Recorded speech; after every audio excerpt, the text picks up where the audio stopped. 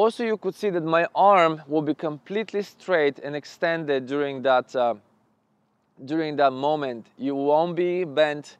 And actually, when you have the right grip and you've learned to do the serve with the right grip, you will feel this extension. It will happen much easier. While if you have the wrong grip on the serving point, you'll find that your elbow bends more, and you will have this problem.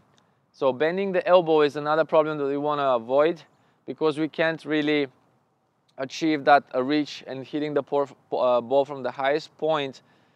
And also we won't be able to produce a lot of power if the elbow is bent. We want to really extend it up and hit the ball at the highest point. Now, from this point, number 4 here, basically the body is going to just finish that the stroke. We're having the finishing part. So we're hitting the ball, we're going forward with the ball, follow through the ball, and from here we're just gonna go down to the finish. And we want to finish on this side, and you could see how my body is leaning a little bit forward at that point. It's not backwards, so it is forward. And I like to tell the kids that they're basically putting the racket like a sword, going back down in like a samurai. And you know how for the backhand it was the ninja, and for the serve now is a samurai.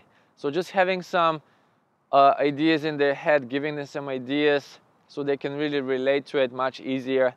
But just the racket goes down in there. When you start teaching the serve, in the very beginning, you really want to go forward to the net, because it's easier for the kids, it's easier for everybody who starts learning the serve to hit it and start working also on snapping the racket down in its much easier position to start working on the serve from than going all the way back to the baseline. Slowly you could move back and progressing. So I want to give you just another angle. When you go forward, the good thing is that you could use this line here and help with your explanation. So you could step on the line with the left foot or the right foot, depending if you're a lefty tennis player or a righty. And you could see how my front foot points to the side post of the net. This helps the body to stay in a very good posture.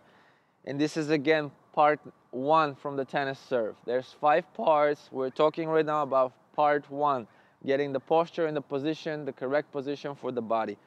You want your right leg to be shoulder width down there, spread out, shoulder width, just relaxed motion, and keep the foot, the front part of your foot and the back part of your left foot on the same line. Give this kind of space. Don't go too much like that. Keep it a little bit further back like that to the level of that back heel. This is really going to help to have a better turn in your serve. We're not going to go too far back like this. We're just having the right foot slightly angled, very slightly angled, just to give you this balance, okay? This is part 1. Part 2 will be the starting point of the serve.